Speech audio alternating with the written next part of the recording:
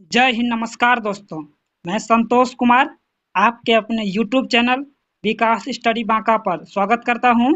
हमने रेलवे के एग्जाम को देखते हुए टेक्नीशियन ग्रेड 3 का प्रैक्टिस सेट चालू किया है, जो कि रुक्मणी प्रकाशन का है और यह है वॉल्यूम 1, जो कि एग्जाम के दृष्टिकोण से काफ़ी महत्वपूर्ण है।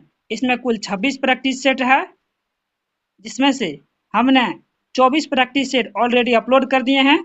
अगर आप लोग नहीं देखें तो प्ले लिस्ट जाके चेक कर सकते हैं, और चैनल पर नए हैं तो प्लीज़ चैनल को सब्सक्राइब कर लें और बेल आइकन को दबा दें ताकि नोटिफिकेशन समय पर मिल सके। और आज का जो सेट नंबर होगा वो होगा 25। चलिए देखते हैं सेट नंबर 25 का पहला प्रश्न क्या है।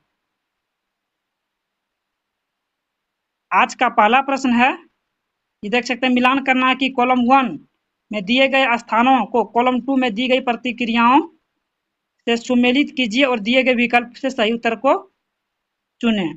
पहला कि क्लोरोप्लास्ट का ग्रेना में क्या आता है, प्रकाश की अभिक्रिया होता है। क्या होता है? प्रकाश की अभिक्रिया। क्लोरोप्लास्ट के स्ट्रोमा में क्या आता है, अंधकार अभिक्रिया। और साइटोप्लाज्म में क्या होता है, ग्लाइकोलिसिस। और माइटोकॉन्ड्रियल मैट्रिक्स में क्या आता है, क्रेब्स चक्र।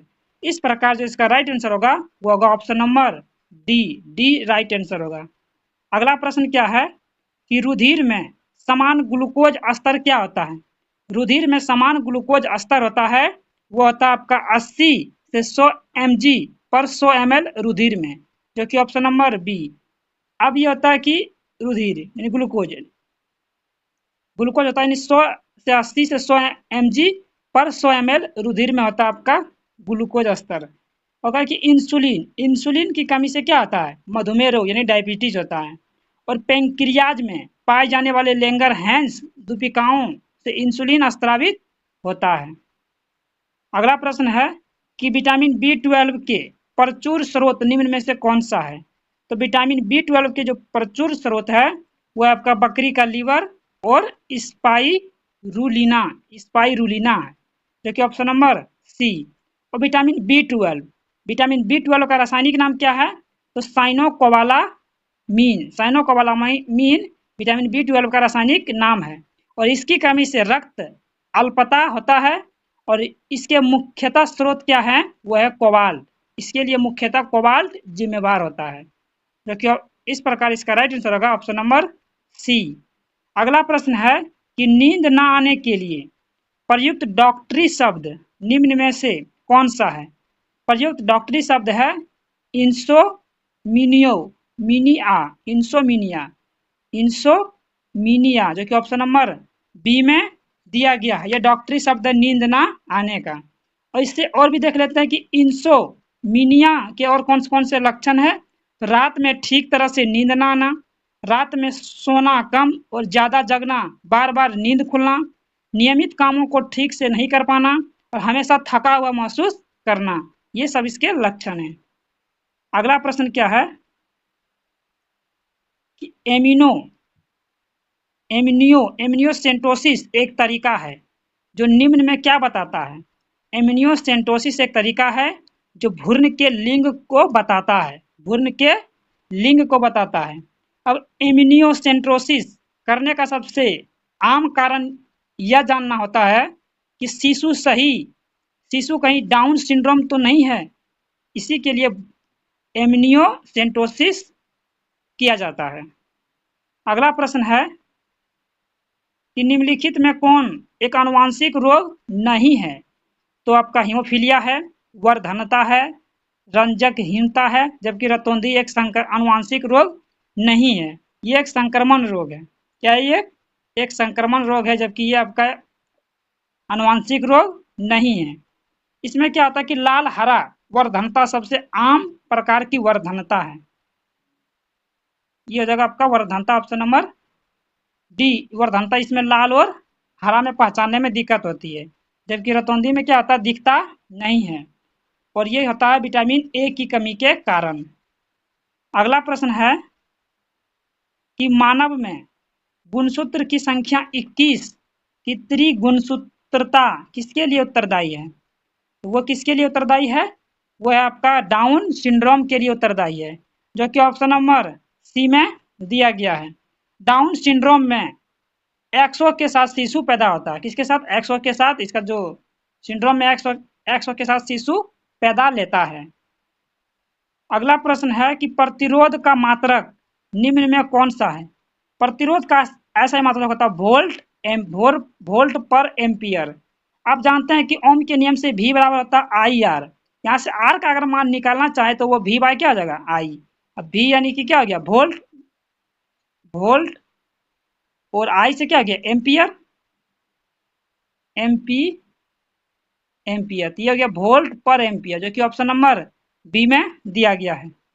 अगला प्रश्न क्या है? ये देख सकते हैं, आपका मैथ का प्रश्न है।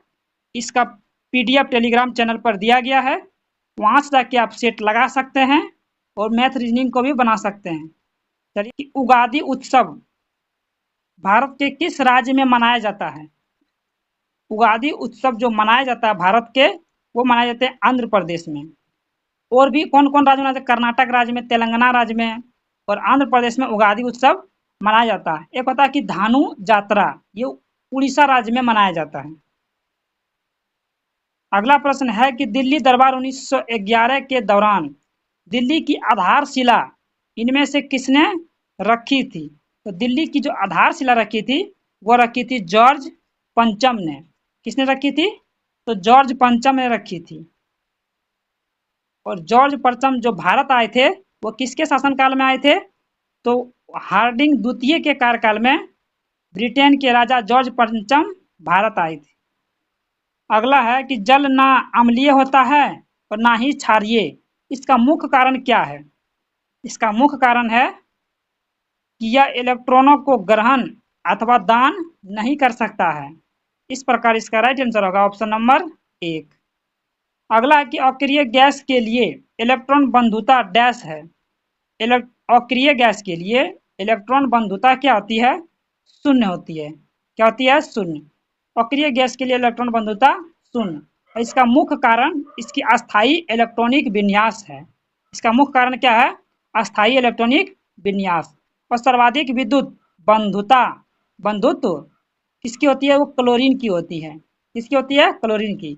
और आवर्त में बाएं से दाएं जाने पर विद्युत बंधुत्व का मान बढ़ता है और वर्ग में ऊपर से नीचे जाने पर घटता है। अगला है कि सूची 1 को सूची 2 से मिलान करना है। सूची 1 को सूची 2 से मिलान।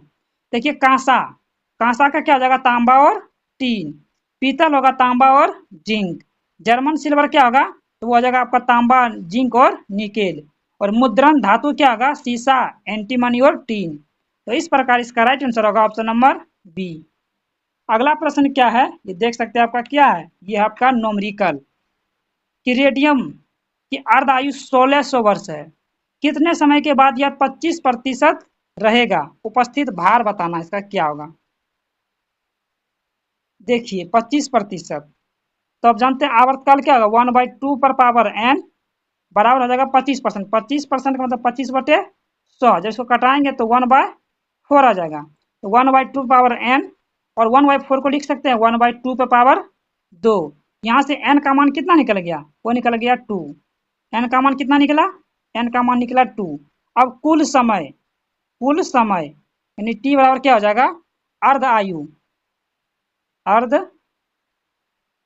अर्ध आयु गुना n।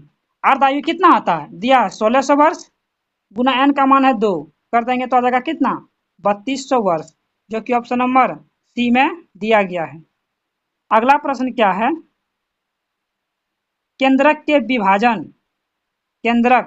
विभाजन की क्रिया को क्या कहते हैं? केंद्रक के विभाजन की क्रिया को कैरियोकाइनेसिस कहते हैं, जो कि ऑप्शन नंबर बी में दिया गया है। अगला प्रश्न है, चुंबकीय बल रेखाओं का उपयोग किनकी दिशा मापने के लिए करते हैं? चुंबकीय बल रेखाओं का उपयोग जो हम लोग करते हैं वो चुंबकीय सुई की दिशा को मापने के लिए करते हैं। Option number B right answer होगा। अगला प्रश्न क्या है कि ऊंचाई h पर 20 kg भार वाली किसी वस्तु की स्थितिज ऊर्जा 600 जूल है। h का मान ज्ञात करें और g का मान दिया है। h यानी कि पोटेंशियल एनर्जी कितना दिया है? वो दिया है 600। आप जानते हैं पोटेंशियल एनर्जी बराबर क्या आता है, mgh। पोटेंशियल एनर्जी 600 है, m का मान दे दिया 20, g का मान है 10 और h का मान निकालना है। इससे जब कटाएंगे तो 2 जीरो से 2 जीरो कट जाएगा, 2 से कटाएंगे तो 3, h का मान आ गया 3 मीटर, जो कि ऑप्शन नंबर ए में दिया गया है। अगला प्रश्न है कि निम्न में किस वैज्ञानिक ने यह दर्शाया कि एक तत्व की परमाणु संख्या उसके परमाणु द्रव्यमान की तुलना में अधिक मौलिक गुण है। तो वो किसने दर्शाया था, वो हेनरी मोसले ने, हेनरी मोसले, जो कि ऑप्शन नंबर सी में दिया गया है, ऑप्शन नंबर सी। अगला प्रश्न देख सकते हैं, ये आप किसका है, ये आपका है मैथ का प्रश्न है। इसका पीडीएफ टेलीग्राम चैनल पर दिया गया है, वहां से जाके सेट प्राप्त कर सकते हैं और अपनी तैयारी को बेहतर कर सकते हैं, ताकि मैथ रीजनिंग भी आपका छूटे। 2000 के बैंक नोट की बीमाएं क्या है, 2000 की बैंक नोट की जो बीमाएं हैं वो है 66 mm Guna 166 mm, option number A right answer होगा। अगला प्रश्न है कि राष्ट्रीय प्रौद्योगिकी दिवस प्रतिवर्ष डैश की स्मृति में मनाया जाता है। राष्ट्रीय प्रौद्योगिकी दिवस प्रतिवर्ष जो है पोखरण द्वितीय की स्मृति में मनाया जाता है, और ये कब मनाते हैं, तो 11 मई को मनाते हैं, 11 मई को। और 11 से 13 मई 1998 में भारत ने परमाणु बम का परीक्षण किया था, और भारत में प्रथम परमाणु परीक्षण 18 मई 1974 को किया था। अगला है कि डीएनए में क्या नहीं पाया जाता है, तो डीएनए में क्या नहीं पाया जाता है, तो डीएनए में आपका एडेनिन पाया जाता है, गुआनिन पाया जाता है, जबकि यूरेसिल नहीं पाया जाता है। एडेनिन में 4 चीज पाया जाता है, एडेनिन, गुआनिन, थाइमिन और साइटोसिन, ये पाए जाते हैं। अब डीएनए एक पॉलीन्यूक्लियोटाइड है, ये आनुवंशिक गुणों का क्या है, वाहक है। और डीएनए का फुल फॉर्म क्या था, डबल हेलिक्स मॉडल। और डबल हेलिक्स मॉडल किसने दिया था, तो वाटसन एवं क्रिक ने दिया था। इस प्रकार इसका राइट आंसर होगा सी। अगला है कि ऑक्सीकरण को निम्न में कौन परिभाषित करेगा, ऑक्सीकरण को कौन परिभाषित करेगा, वो करेगा कि इलेक्ट्रॉन की हानि ऑक्सीकरण को परिभाषित करेगा, option number B right answer होगा। अगला प्रश्न देख सकते हैं, ये क्या है, ये भी आपका न्यूमेरिकल है। किसी ठोस का भार हवा में 8.5 न्यूटन और पानी में 6.8 न्यूटन है, तो 0.8 आपेक्षिक घनत्व वाले द्रव में इसका भार कितना है। देखिए ये न्यूमेरिकल थोड़ा बड़ा है। देखिए द्रव में ठोस का भार, द्रव में ठोस का भार मान लेते हैं W, और निकालेंगे पानी में ठोस के भार में कमी जो आएगा वो आएगा 8.5 माइनस में 6.8, हल करने के बाद 1.7 न्यूटन आएगा। यानी कि द्रव में ठोस का भार मान लेते हैं W, पानी में ठोस का भार में कमी वो कितना आएगा 8.5 न्यूटन में से 6.8 न्यूटन घटाने के बाद 1.7 न्यूटन आएगा, 1.7 न्यूटन। और द्रव में ठोस के भार में कमी, और द्रव में ठोस के भार में जो कमी आएगा वो 8.5 में, और द्रव में ठोस के भार को घटा देंगे तो निकल जाएगा द्रव में ठोस के भार में कमी। अब हमको निकालना अपेक्षिक घनत्व। अपेक्षिक घनत्व बराबर क्या हो जाएगा कि द्रव में ठोस के भार में कमी, तो कमी कितना था 8.5 माइनस W, अब बटे में जल में ठोस के भार में कमी, तो वो आया था 1.7, और घनत्व कितना दिया 0.8। जब क्रॉस मल्टीप्लीकेशन करेंगे तो ये कितना आ जाएगा 1.36 बराबर 8.5 माइनस W। यहाँ से W बराबर जब हम निकालेंगे वो निकलेगा 7.14 न्यूटन, जो किसका मान निकलेगा, तो द्रव में ठोस के भार, वही पूछ रहा था जो कि ऑप्शन नंबर ए में दिया गया है। और इसका डिटेल सॉल्यूशन देखना चाहते हैं तो पीडीएफ में दिया गया है, वहां से जाके आप देख सकते हैं। अगला प्रश्न क्या है, ये देख सकते हैं आपका कि निम्न में कौन सा ऑर्बिटल डायग्राम अफबाऊ के नियम का पालन नहीं करता है। ऑप्शन नंबर ए करता है, सी भी करता है, डी भी करता है, लेकिन बी नहीं करता है, क्योंकि हर एक में पहले एक इलेक्ट्रॉन भरते हैं फिर शुरू से दूसरा इलेक्ट्रॉन भरते जाते हैं, जबकि इसमें नहीं भरा है। इस प्रकार इसका बी गलत है। अगला प्रश्न क्या है, ये देख सकते हैं, ये भी न्यूमेरिकल ही है। 15 माइक्रोन कूलम आवेश पर 2.5 न्यूटन का बल कार्य करता है। इस विद्युत पर विद्युत क्षेत्र की तीव्रता क्या होगा? विद्युत क्षेत्र की तीव्रता, विद्युत क्षेत्र की तीव्रता बराबर क्या होता है? बल, बल बटे में आवेश, बल बटे में क्या होता है? आवेश, बल बटे में आवेश, बल यानी कि एफ, आवेश मतलब क्यू। रख दीजिए, बल दिया 2.25 बाय आवेश दिया 15 माइक्रोन, माइक्रोमीटर दिया है, तो इसको करेंगे 10 पे पावर -6 से गुना करेंगे, तो इसको हल करेंगे तो आ जाएगा 1.5 10 टू दी पावर 5, बल का मतलब न्यूटन, और कूलम का क्या आ जाएगा? आवेश का कूलम। इस प्रकार इसका राइट आंसर होगा ऑप्शन नंबर ए। अगला प्रश्न देख सकते हैं, ये क्या है आपका, ये आपका साइंस का ही है कि मेंडल के प्रयोगों में दो लक्षणों के बीच द्विसंकर संस्करण के परिणाम स्वरूप प्राप्त अनुपात कितना होगा? तो प्राप्त अनुपात होगा वो 9:3:3:1, ऑप्शन नंबर डी। अगला प्रश्न है कि वोमेन संपुट निम्न में किसको ढके रखती है? वोमेन संपुट जो है केशिका गुच्छ, ऑप्शन नंबर बी को ढके रहती है। अगला प्रश्न देख सकते हैं, ये क्या है कि मेंडलीफ की आवर्त सारणी में समूह 8 और चौथे आवर्त की पहले श्रेणी में कौन सा तत्व नहीं है? कौन सा तत्व नहीं है? तो वो आपका कॉपर नहीं है, जबकि कोबाल्ट है, निकेल है, लोहा है। अगला प्रश्न देख सकते हैं, भी मैथ का है, इसका पीडीएफ दिया गया टेलीग्राम चैनल पर, वहां से जाके आप प्राप्त कर सकते हैं और सेट को लगा सकते हैं। ये है कि महात्मा गांधी ने किस अधिनियम के विरोध में लोगों से 6 अप्रैल 1919 को एक दिन के लिए अहिंसक विरोध दर्शन करने को कहा? तो वो कहा गया था रोलैक्ट एक्ट। कहा था कि महात्मा गांधी ने रोलैक्ट एक्ट अधिनियम के विरोध में लोगों से 6 अप्रैल 1919 को एक दिन के लिए अहिंसक विरोध दर्शाने को कहा, ऑप्शन नंबर सी। अगला प्रश्न क्या है कि किसी राज्य की मंत्री परिषद में मुख्यमंत्री सहित मंत्रियों की कुल संख्या उस राज्य की विधानसभा के सदस्यों की कुल संख्या के डैश से अधिक नहीं हो सकती है। वो होगा 15%, 15% से अधिक नहीं हो सकती है। देखिए 91वां संविधान संशोधन, 91वां संविधान संशोधन 2003, 91वां संविधान संशोधन 2003 के द्वारा यह प्रावधान किया गया है कि केंद्र एवं राज्य के मंत्री परिषद का आधार क्रमशः लोकसभा तथा विधानसभा की सदस्यों का 15% से अधिक नहीं होगा।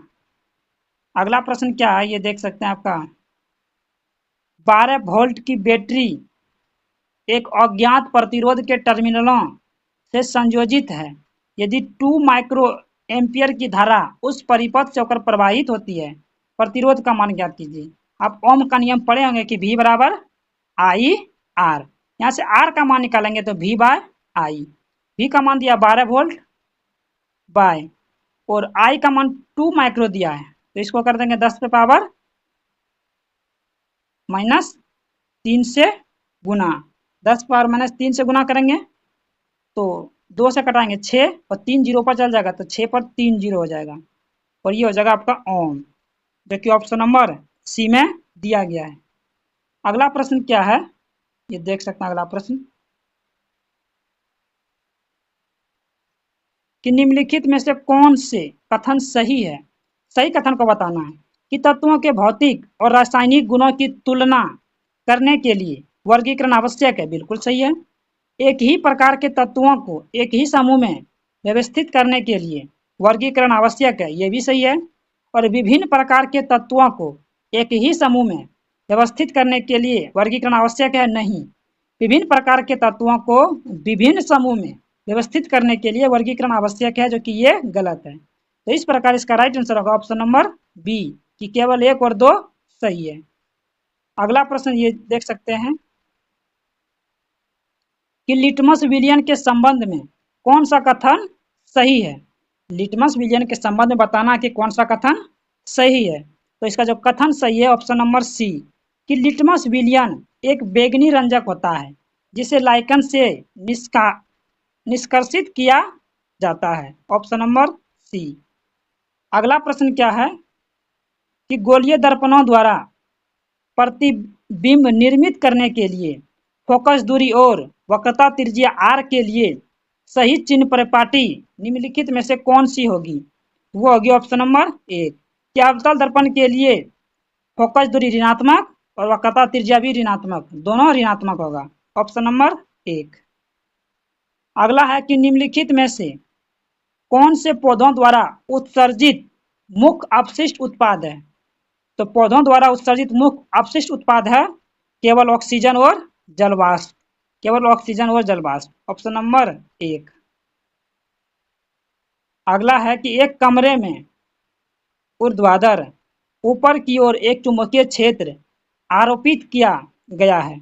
इलेक्ट्रॉन और प्रोटॉन पुंज इस क्षेत्र में क्षैतिजता दक्षिण से उत्तर दिशा की ओर मुक्त होते हैं। इन पुर्जों के विक्षेपणों की दिशाएं क्रमशः क्या होगी? वो होगी पूर्व और पश्चिम। अगला है कि किसी प्रिज्म पर श्वेत प्रकाश आपतित होने पर इसका वर्ण विक्षेपण होता है। इस संदर्भ में सही विकल्प का चयन करना है। इसका जो सही आंसर होगा वो होगा ऑप्शन नंबर एक। बोल रहा कि देखिए दूसरा कि प्रिज्म में बैंगनी रंग के प्रकाश की चाल सबसे कम होती है, बिल्कुल सही है। और तीसरा क्या है कि बैंगनी रंग के प्रकाश का अपवर्तनांक सबसे अधिक होता है, ये भी सही है। और पांचवा कि इंद्रधनुष का बनना भी वर्ण विक्षेपण के कारण ही होता है, ये भी सही है। इस प्रकार इसका राइट आंसर होगा ऑप्शन नंबर एक। अगला प्रश्न क्या है कि दी गई अभिक्रिया में कौन सा तत्व आयन के रूप में कार्य करता है? दी गई अभिक्रिया में कौन सा तत्व आयन के रूप में कार्य करता है? तो वो करता है आपका क्लोरीन, जो कि Cl2। ऑप्शन नंबर ए, ये आयन के रूप में कार्य करता है। अगला ये देख सकते हैं आपका ये सब मैथ रीजनिंग का है। इसका पीडीएफ दिया गया है टेलीग्राम चैनल पर, वहां से जाके आप प्राप्त कर सकते हैं और सेट को लगा सकते हैं। अगला प्रश्न ये रहा कि एम एस स्वामीनाथन डैश हैं। एम एस स्वामीनाथन ये क्या है? कृषि वैज्ञानिक है। और ये इंपॉर्टेंट क्यों है एम एस स्वामीनाथन? ये भी देख लेते हैं कि एम एस स्वामीनाथन भारत के आनुवांशिकी विशेषज्ञ एवं भारत में हरित क्रांति के जनक माने जाते हैं। और भारत सरकार ने 1967 में पद्मश्री और 1972 में पद्म भूषण और 1989 में पद्मश्री और हाल ही में 2024 में भारत रत्न से एम एस स्वामीनाथन को सम्मानित किया गया है, इसलिए यह इम्पोर्टेंट है। अब हरित क्रांति एक देख लेते हैं कि भारत में हरित क्रांति की शुरुआत 1966 से 67 ईस्वी में हुई थी।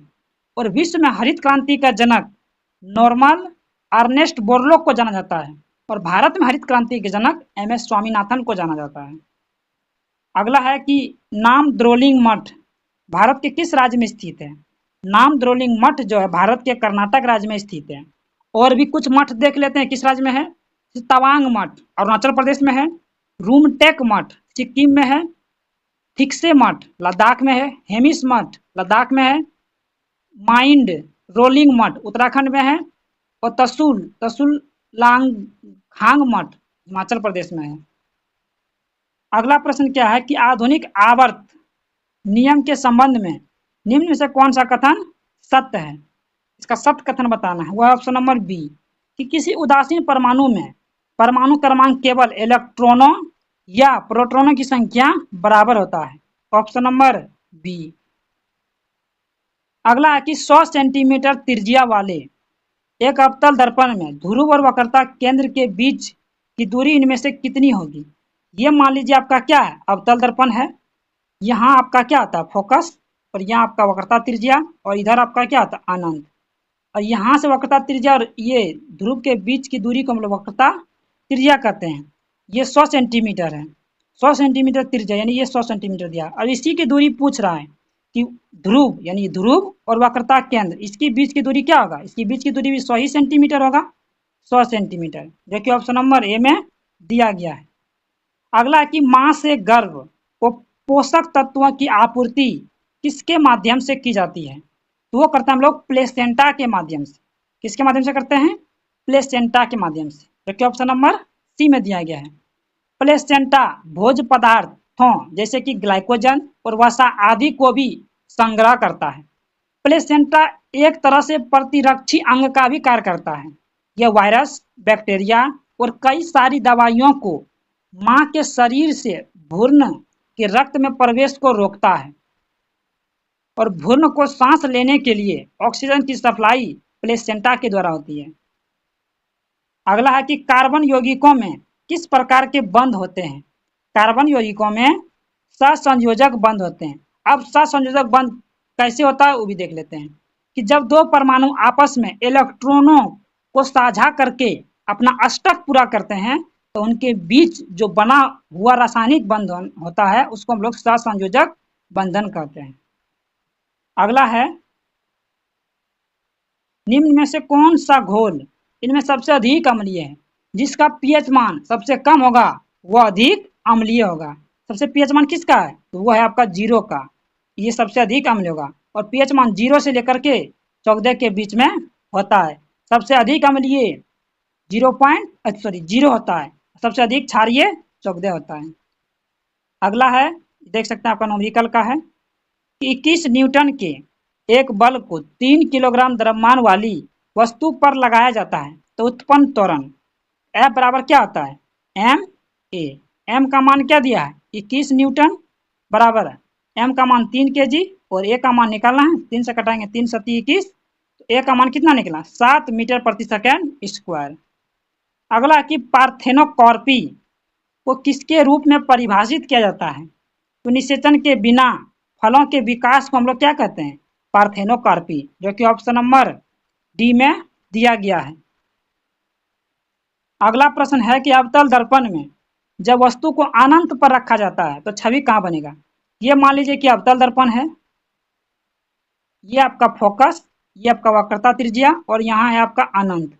जब अनंत पर वस्तु रखेंगे तो प्रतिबिंब बनेगा फोकस पर। क्या बनेगा फोकस पर अत्यधिक छोटा उल्टा प्रतिबिंब बनेगा। तो वह बनेगा केंद्र पर वास्तविक उल्टी और अत्यधिक संकुचित छवि, जो कि ऑप्शन नंबर बी में दिया गया है। अगला ये देख सकते हैं आपका मैथ का है, देख सकते हैं ये आपका मैथ रीजनिंग का ही प्रश्न है। अगला प्रश्न हम लोग देख लेते हैं। अगला कि हाल ही में भारतीय वानिकी अनुसंधान और शिक्षा परिषद की पहली महिला महानिदेशक कौन बनी है। तो हाल ही में जो बनी है वो कंचन देवी बनी है। कौन बनी है कंचन देवी।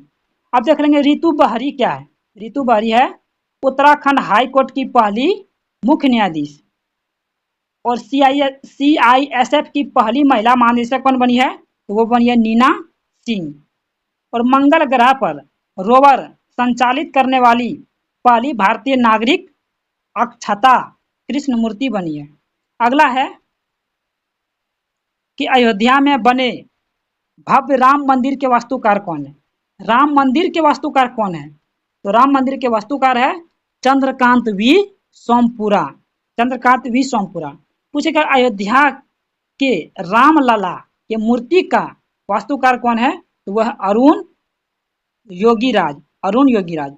पूछ सकता है कि नए संसद भवन के वास्तुकार कौन है वह है विमल पटेल। कौन है विमल पटेल। और रामवी सुतार कौन है तो विश्व की सबसे ऊंची मूर्ति स्टैचू ऑफ यूनिटी जो सरदार वल्लभ भाई पटेल की मूर्ति है उसके वास्तुकार हैं रामवी सुतार। तो ये था आपका टेक्नीशियन का प्रैक्टिस सेट। अगर ये वीडियो आपको अच्छा लगे तो अपने दोस्तों के साथ शेयर करें और हमें सपोर्ट करें ताकि इसी तरह का और वीडियो लाते रहें। आप लोग कमेंट करके जरूर बताइएगा क्योंकि एक ही सेट बचा है। अगला प्रैक्टिस किसका लाना प्रैक्टिस सेट आप लोग कमेंट करके जरूर बताइएगा। इसका फुल डिटेल सॉल्यूशन के साथ PDF टेलीग्राम चैनल पर दिया गया है, वहां से जाके आप प्राप्त कर सकते हैं जिसका लिंक डिस्क्रिप्शन बॉक्स में मिल जाएगा। तो मिलते हैं एक नई वीडियो में, तब तक के लिए जय हिंद।